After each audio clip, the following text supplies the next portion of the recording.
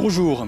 Un père et sa fille majeure ont le droit d'avoir des relations sexuelles, tout comme un frère et une sœur adultes.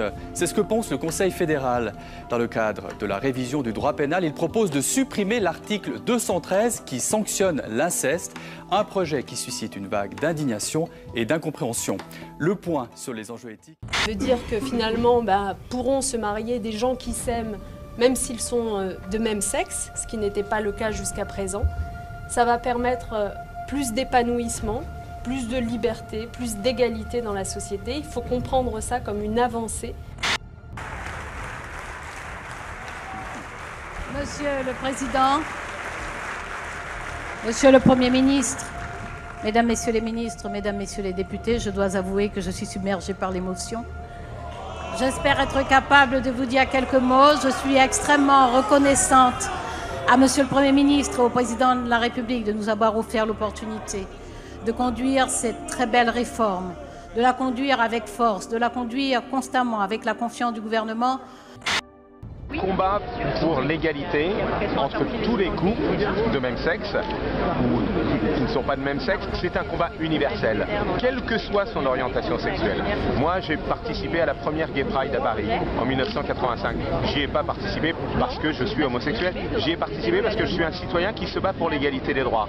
Qu'à l'époque, j'étais un militant très engagé dans le combat contre le racisme. Aujourd'hui, j'ai continué ce combat pour l'égalité, pour le droit au mariage pour tous, pour le droit à la PMA.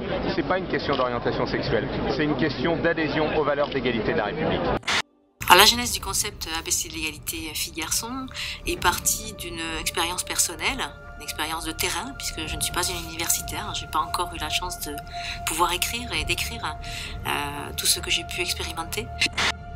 Et on a un tableau avec le tableau des filles, avec écrit « Je suis une fille », le tableau des garçons, avec « Je suis un garçon ».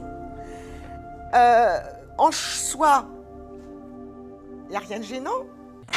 À déguiser les garçons en filles et inversement. Alors j'ai souhaité inviter Georges-Paul Angevin, ministre délégué à la réussite éducative. Bonjour. Bonjour. Quel est ce programme? Que dit votre programme?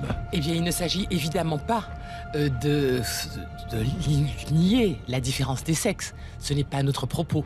Dans le programme des ABCD de l'égalité, ce que nous essayons d'expliquer, c'est que l'égalité homme-femme est une valeur essentielle dans la République et que par conséquent, certains comportements, certains stéréotypes vont à l'encontre de cette valeur.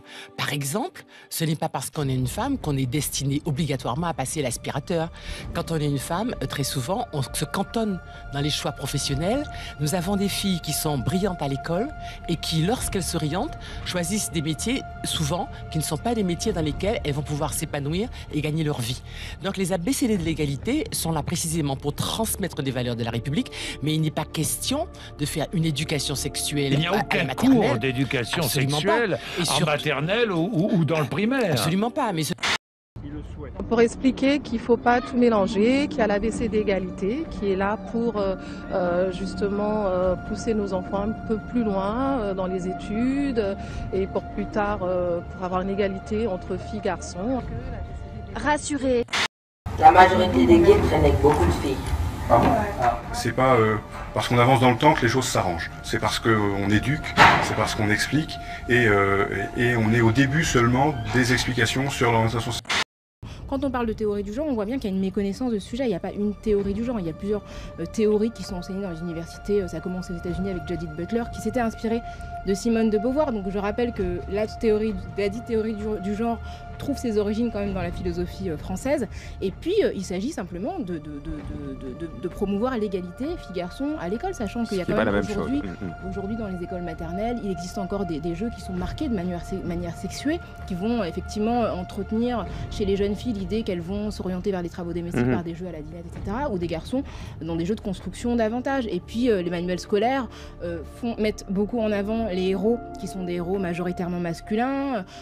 Par exemple, les problèmes de mathématiques vont placer les mamans dans les cuisines et les papas qui rentrent du travail, etc. Donc c'est ça en fait, travailler l'égalité filles-garçons, c'est déconstruire des préjugés qui sont ancrés dans l'école.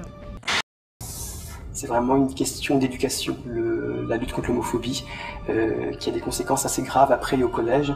Et c'est dès le primaire qu'il faut en parler, et on se rend compte quand on explique ce que c'est, ça résout en fait le problème. Monsieur, aurait un sens si nous nous apprêtions à introduire une théorie du genre à l'école ou même ailleurs. Mais la théorie du genre n'existe pas. Mais la théorie du genre n'existe pas. N'existe pas. N'existe pas. Alors socialiste, eh bien je suis féministe.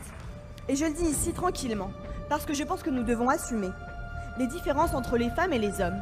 Elles ne sont pas seulement innées. Oui, les différences entre les femmes et les hommes, elles sont construites. Oui, le genre, ça existe. Et oui, nous allons l'enseigner dans les écoles. Et c'est tant mieux parce que ça veut dire plus d'égalité.